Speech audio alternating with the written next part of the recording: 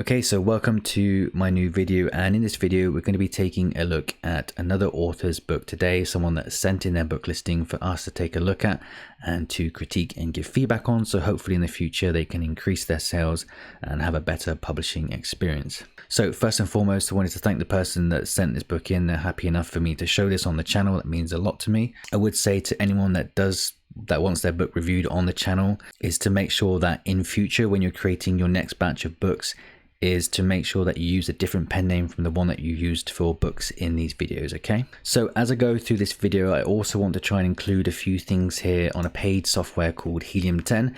Now, I'm not going to try and promote this to you, but I have been using Helium 10 a lot more lately, and I just want to try and add this into this video so you can see how useful that software is as well, while hopefully being able to give the person that sent this book in direct feedback on their book without them having to actually use any paid software or anything like that. Okay, so the book that we're going to be looking at today is a typical low content book. So we're not talking things like coloring books or word searches. We're talking the real typical low content book like journals and logbooks and planners, that type of book that this person is obviously going to be pursuing. So let's take a look at their listing and see what we can improve, what I think they can improve, what I think that they've done well. And again, if you want to join in with this in the comments and give your feedback on what you think this person should be doing, then that's going to help this person and it's going to help lots of other people that are in very similar positions. Okay, so let's go take a look at this book right now.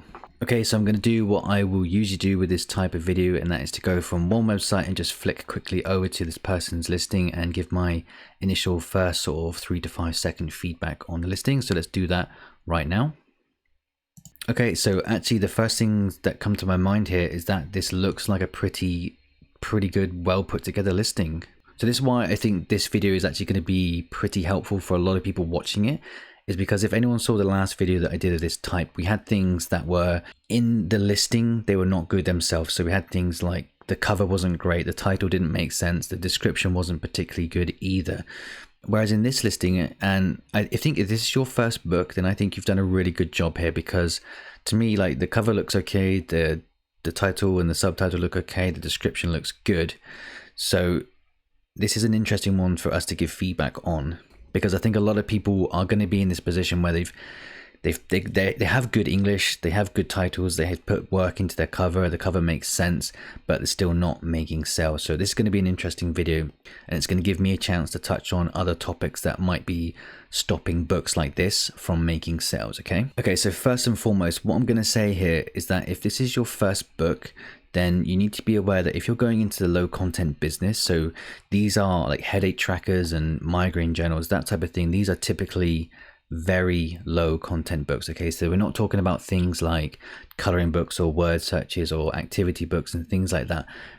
These trackers, these journals and things like this, these are the type of books where they're accessible by a lot of people. Pretty much anyone can make this type of book for free. In fact, I think a lot of websites give away the templates for the interiors for these type of books as well, which again, all of this put together, it adds to what is a huge amount of competition. And you'll find now that we're at a point, especially with low content publishing, where this type of book has been done many times. So I checked out the niche, the traffic going to this is quite good. The competition is probably going to be pretty stiff just because it's a low content book. So when it comes to low content books, and I assume that you're not running any ads to this book, if you're trying to get organic sales, then your book has to really stand out. So without running any ads to this type of book, I don't think it's going to offer enough to someone for them to pick this type of book over existing books. Okay, so what I will say for the start of this video, and I think that you'll probably agree with me here, that there's nothing particularly special about this book cover. Okay, there's nothing particularly special about this book that stands out ahead of other books that already have sales and traffic going to them, that are already established. So for example, with a migraine tracker here, if we just go through Amazon and take a look here, so I think you've done this yourself. I think you've seen these other listings, and we see that we have 133. The BSRs here that we're talking about, 298, 1 million, 2 million, 203, 2 million, 2 million, 1 million, 300,000.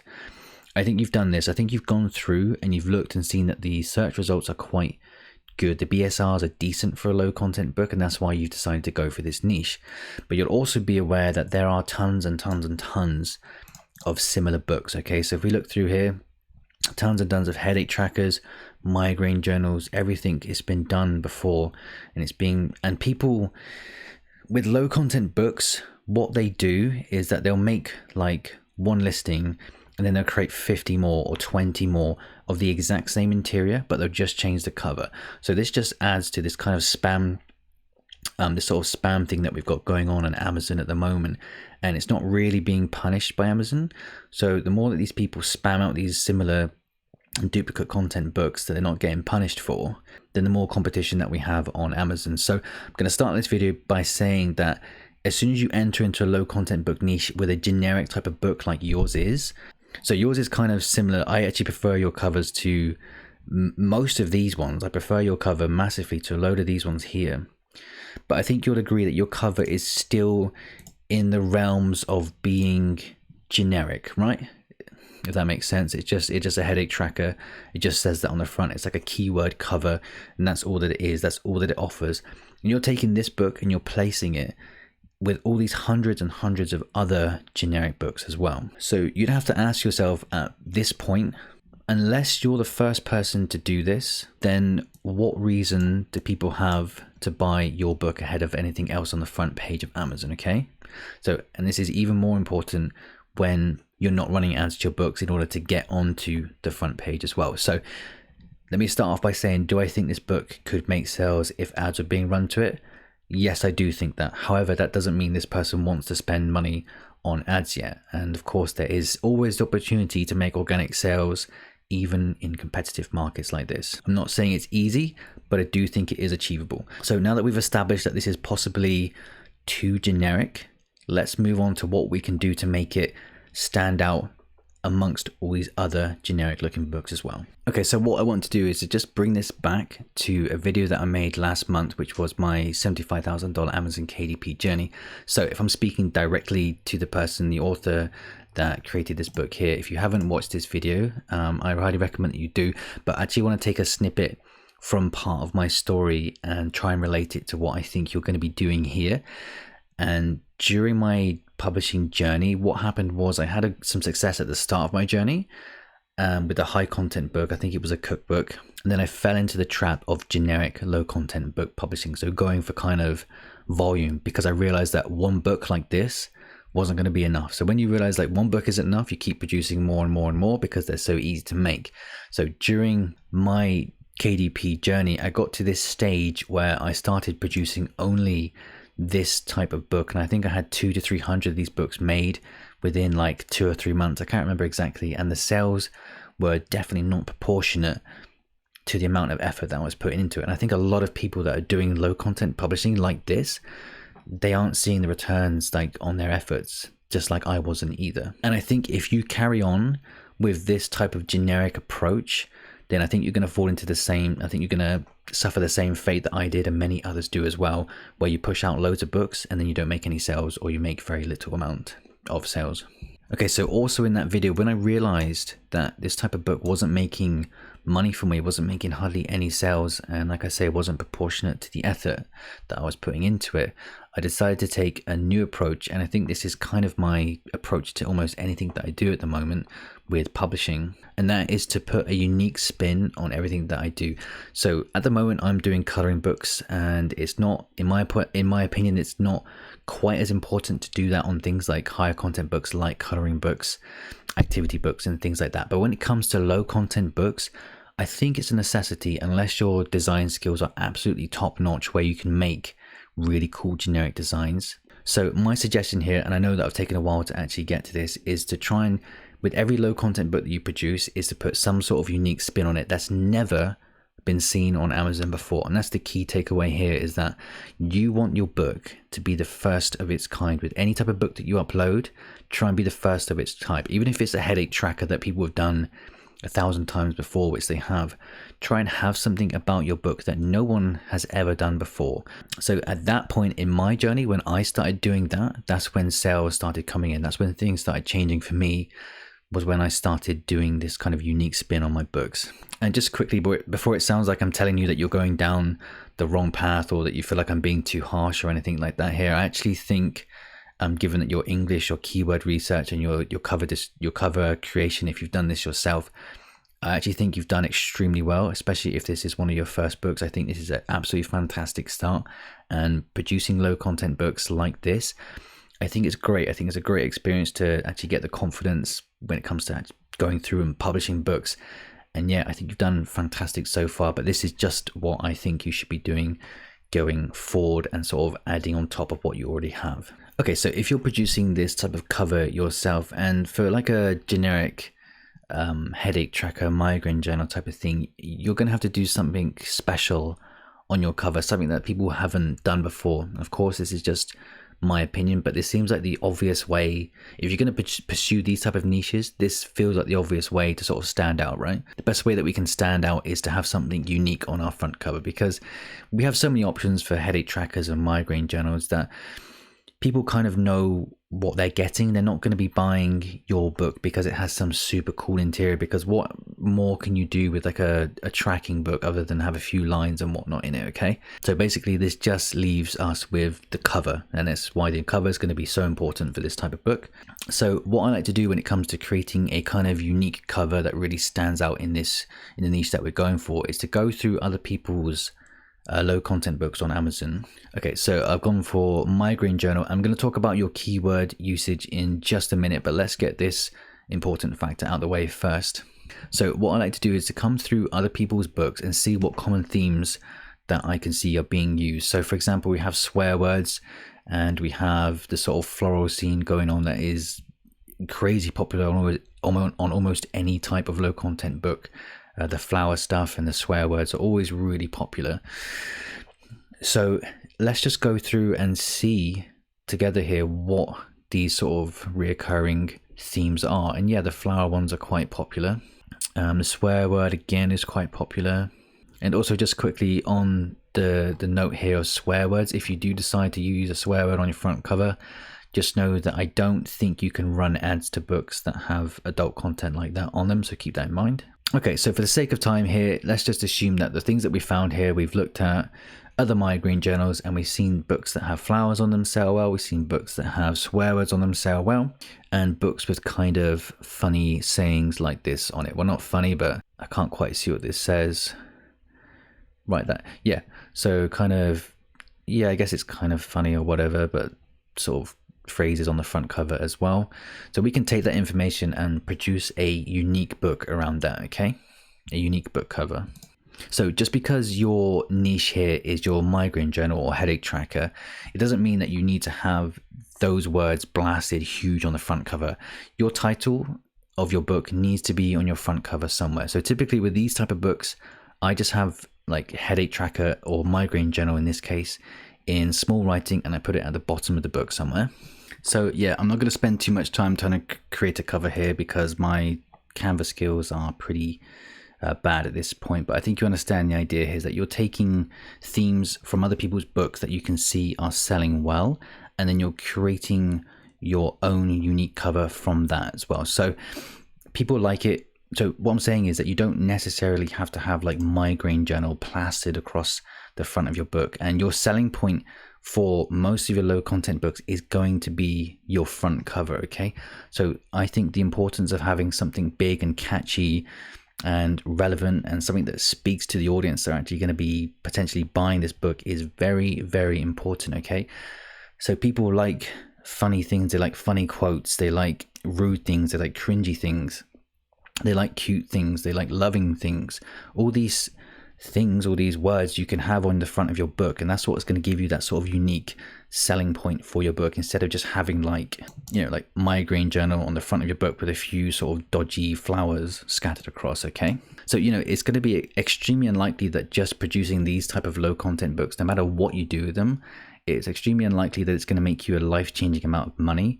But I do think they are a really good way to get started, and if you want to start seeing sales, then I would for the future start pursuing things in a different type of way, like I'm doing here, where we actually produce something that is unique and never been seen before on Amazon, if that makes sense, as opposed to your journal here, which again, your cover design is much better than mine, but still much more generic.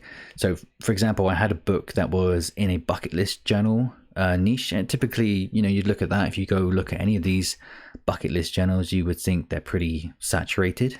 But my best-selling low content book was literally something like this. It had a swear word on the front of it, black background with white text. And it's still, to this day, it still sells, and it's still my best-selling low content book because I did something unique on the front like this here, okay? Okay, so for me, that's one of the main things. If you're trying to make sales with low content books and you're not running ads to them, you need to have this unique selling point. The alternative to this is that you can, instead of having like a different type of cover, is that you can niche down on top of this. So we have a migraine journal here. So niching down from here in order to sort of stand out with there being less competition would be to niche down from migraine journal. And if we're using the self-publishing Titans tool here, we can see when we start typing migraine journal, we can see that we could niche down to something migraine journal for kids, migraine journal for women, migraine journal with prompts.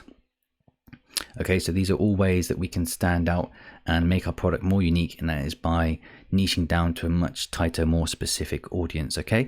Or you can do both, where you niche down where it makes sense to. So you could have a migraine journal for women and then also have like a funny quote on the front that is specific to women as well, thus making your book even more unique, okay? Okay, so with that out of the way, I'm going to completely disregard your description because I think it looks fantastic. Your English is good. You talk about the benefits and everything about what makes your book good and suitable for people. So we don't need to worry about that. I think you've done fantastic there. We're going to move on and talk about your title and subtitle now, okay? So with your title and subtitle, I think you've done a pretty good job. There might be a couple things in here that I would change personally. And I think you have headache tracker, migraine journal as the title of your book. So personally, I wouldn't have that, and I wouldn't have it in capital letters either. And this is where I'll try and bring in helium 10. I'm going to do this specifically for the person watching this. I'm going to do this just for you, but also at the same time show off some of the benefits of using helium 10. So I actually checked to see what was getting more traffic according to helium 10, whether it was headache tracker or migraine journal. And I also checked out what keywords your competitors are using in their book titles as well, using helium 10.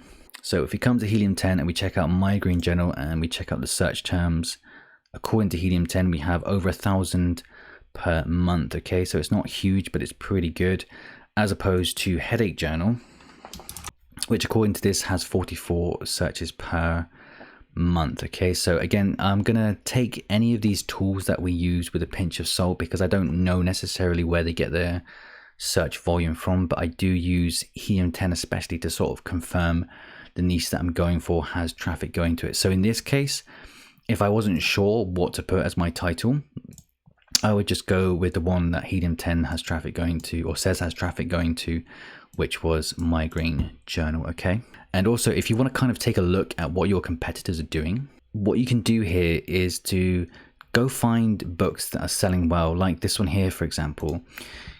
Come onto their listing, scroll down, and then use the ISBN number here, copy that, and then you can put that into a program within helium 10, which is called Cerebro. So this is a reverse product lookup.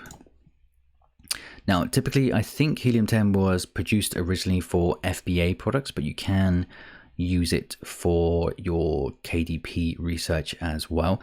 So if you want to see how these how our competitors are ranking for different keywords, we can kind of reverse search the ASINs and see what keywords they are using in their listings. Okay, so for this book here, the one that we've just copied the ASIN number for, when we scroll down here, we can see the search volume and how well they are ranking for these specific keywords. Okay, so as we can see here, migraine journal, the one that we suspected was good, is one that they are ranking very well for with 1,000 search results per month, and they're organically ranked 3rd on the Amazon store.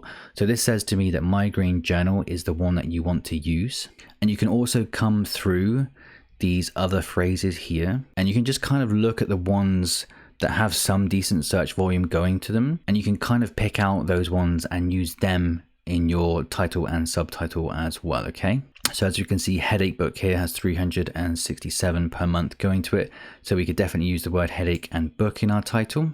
Symptom tracker has 306, so we could definitely use something like that in your title as well. Migraine books has got some good traffic going to it, so again, we can use migraine, which I think you've done. But yeah, with Helium 10, I don't want to get stuck into this too much. If you want more specific videos on Helium 10 and how you can use it to sort of enhance your publishing business, then leave a comment and I'll do more videos about Helium 10. Like I say, I don't want to get into it too much in this video because I don't want especially the person watching this to think they have to buy that to have success with their listings, especially when they're just starting off, because you don't need it for that. However, it is a great tool for people that are really serious about building an actual business from Amazon publishing, okay? And also, I said I wasn't going to promote Helium 10. However, if you are interested in Helium 10, you can use my code from the description and get a percentage off of it. I'm not sure what the percentage is at the time of recording, but it will be listed in the description, so go check that out if you are interested. Obviously, I get a small commission for you doing that, and of course you get the product at a cheaper price. So if you are interested in Helium 10, this does work out for both of us. If not, who cares? But yes, moving back to your title here, we have the headache tracker migraine journal. Again, I would just have migraine journal as the title for this book, and then try and include as many relevant different keywords as you can in here, which you've done. I'm not quite 100% sure on, you've put a lot of the different types here, so the chronic migraines, cluster tension, TMJ, and sinuses and sinus headaches. I wouldn't put that many in. I'd focus on making the title and subtitle make more sense as opposed to just trying to get keywords in there. Still, I think it's a good title. I think you've done fine with this, and that's going to move me straight on to another point that I think is going to be really relevant. And I know a lot of people sort of look down on this mentality about producing volume, so producing more than one book. I see people seem to think that if you do things perfectly, you do them with high quality, you do them as amazing you can, put tons and tons of time into these books, that you'll make sales no matter what. But the reality is, no matter how long you spend making like a headache tracker or any kind of journal or anything like that, the chances of you making good money from one book are so slim. Honestly, the chances are just so low. Even from 10 books, 20 books, 30 books, the chances of you making money from just producing these type of books, especially with no ads being run to them, is really low. And that does move me on to this point where I think if you're going to pursue this, then you do need to keep going from book to book to book to book to book until you have quite a few out there. And by that, I don't mean you should just create multiple versions of this book with slightly different covers. I don't mean spamming Amazon with low quality, low content books. I mean, you really have to stick at this for a long time, keep on producing these books in different types of niches, either niching down or having unique spins on the front cover of these books. And yeah, you need to have a few of these out. And there are other YouTubers out there that specifically focus on these type of low content books, and if you look at them, they range from anywhere between 500 and 5,000 books, okay, in order to make decent money. So you can't go into the attitude here that if you make 1 to 10 books and you don't see any sales, that Amazon doesn't work or low content book publishing doesn't work. You just have to bear that in mind. If you're going to enter into a marketplace where creating these books is so accessible by almost any person on the planet can do this, then one of the easiest and most obvious ways to make more sales and to potentially stand out and have more luck is to produce more books. And I can't sit here and say to you, if you changed your title and just added the word tracker or journal or something like that in a different location, or you niche down to a specific niche, that this book would just all of a sudden start making sales, because I don't believe it would. I think some of this, like optimizing your keywords and your title, will help to some extent. And I do think creating more unique covers will help you as well. But again, it's not going to be something that's going to be absolutely life changing. I promise you that you will need to keep creating more and more of these type of books if you're going to pursue this low content business, okay? So that's the reality, in my opinion. You'll find that if you keep producing these type of books, especially, well, hopefully with the tips that I've given you here, that only a small percentage will make sales, but when they do, they should hopefully continue to make sales for quite a long time. You just get a certain amount of books that will just stick in the marketplace and carry on making sales. And a lot of your books, they'll make no sales, or they'll make just a few sales here and there, okay?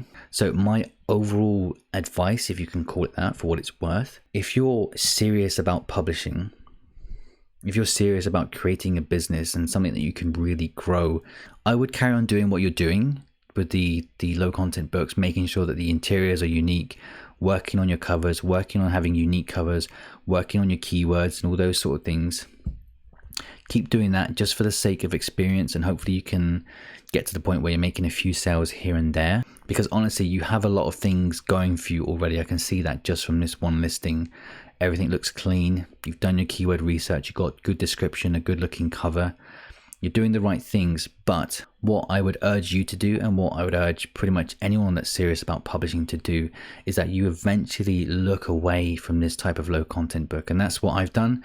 It's been the most rewarding thing for my publishing business, is to look away from just mindlessly grinding out this type of book day in, day out, hoping that some of them are going to make me sales. And what I would do is, once you've sort of maybe got tired of doing these low content books, or not necessarily tired, but if you want to break up your low content book publishing with something a bit more meaningful, something that has a higher chance of making sales for you, I would look into other areas of sort of these medium content books. So things like coloring books and activity books, even if you've got money to spend as well, even higher content books, like so cookbooks and like self-help guides and all those type of things as well. There's so much more out there than just low content book publishing like this. Okay, so for me it started off with higher content books, then it went to low content books like this, then I went into short stories, would you rather books, word searches, activity books, coloring books. I'm spreading myself out there across so many different types of niches and types of book that it feels like I'm at the point where I've got a real catalog of different things selling. So you get the sort of low content books that kind of tick over every single month. And then you have things like the coloring books, which are making me more sales this month toward Christmas than they have previous months, for example. And then you have things, you can also go this route as well, where you're sort of producing evergreen books and also seasonal books as well. So really think about things that are coming up. Obviously we have Christmas, next big one is going to be Valentine's Day. If you're doing low content books, focus on Valentine's Day. Look at like bucket list journals and things like that, things for couples. So eventually you'll get to the point where you don't just have a spammy amount of low content books like this on your account. You've got low content books with purpose, unique spins on them. You have low content books that are seasonal, evergreen. You have medium content books that are evergreen and seasonal as well. You have coloring books for kids, coloring books for adults. You got word searches, you got like mazes and maze generators that you can use to help you produce these type of books. You just got loads and loads going on for your publishing business. And then you want to take things to the next level, you go ahead, get something like Helium 10 to help you out as well. And actually, and start running automatic ads to your books as well, where it makes sense to do so. And eventually you're going to have this publishing business running for you in the background. And I promise you that's going to feel much more rewarding than just trying to keep sticking out these generic low content books, hoping and just praying that eventually they're going to start making you huge amounts of sales, which honestly I don't think they will, especially in the current state of a book like this. But anyway, that's pretty much it for this video. Like, there's not much specific advice I can give for like, hey, you need to do this with your cover, you need to change these keywords, you need to change your description, because actually you have what it takes from just looking at this to really start creating a great publishing business. But that doesn't necessarily mean that this type of book is going to sell just because you've done it well, which you have. I just think in order to make sales with this type of book, you got to go that extra notch, another level, and then you'll start seeing results. And then I hope for your sake that you start pursuing other things other than just these super low content books as well. So yeah, that's it for this video. That if you want to comment on what you think about the whole low content scene, what you think about this person's book, what you think about their niche, their title, and everything like that.